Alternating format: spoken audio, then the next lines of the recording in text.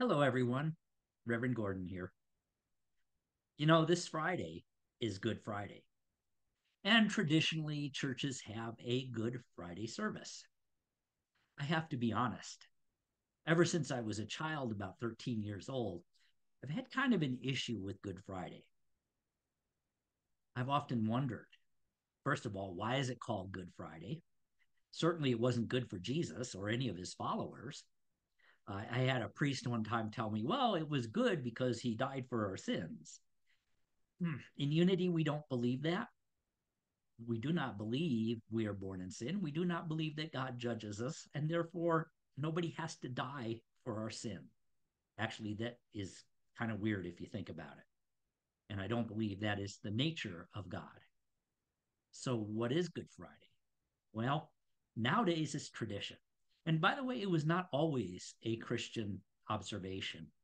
Clear up until the 6th century, there was no focus on the whole Easter thing, the Passion of the Christ, if you want to call it that. The focus of the early church, the first 5 centuries, was on the teachings of Jesus. That began to shift with the collapse of the Roman Empire and other things that happened. And the focus shifted from a religion about the teachings of Jesus, about incorporating or realizing the Christ within, to a religion about a person with stories that were quite often not accurate. And gradually, Good Friday and Easter became very important celebrations. And we do recognize that for many people, that is important.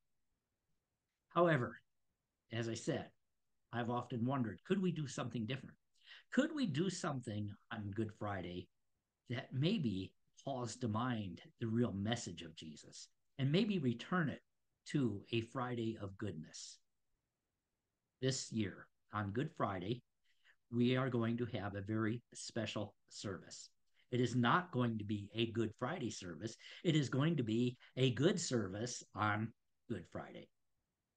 It's called the Taize service. And I have adapted it from the traditional Taize service, which began in France, right near the border of Germany during World War II.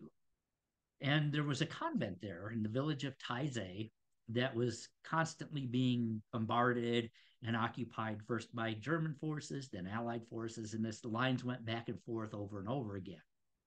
The monks there thought, what can we do to shift the energy here? They probably didn't say it in those words, but they said, what can we do to change things? And so they developed a spiritual experience that would resonate with anybody of the Christian faith from whatever viewpoint that may be. And during World War II, when they did this service, soldiers from the Allied side and soldiers from the German side would come together in peace, in harmony, to participate in this Taize service. So, what is a Taize service? Well, it's pretty much an hour long meditation, but it's an interactive meditation. There are songs, kind of call and repeat, sort of like kirtan, but more from a different tradition, more from the Christian tradition. And of course, we have unitized them.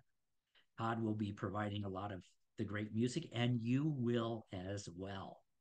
This is a very deep, sacred service, a time when we go within and will recognize that the Christ is within us, waiting to be expressed in a fuller and brighter way.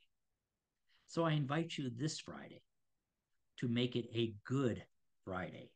Good in that we realize and we celebrate the light that is in each and every human being, focusing not on something that happened to an individual 2,000 years ago, instead, focusing on what that individual taught us about ourselves. So, if you want to experience something new, something different, something unique, I invite you to join us 7 o'clock this Friday, Good Friday, for a Taize service. Until then, namaste.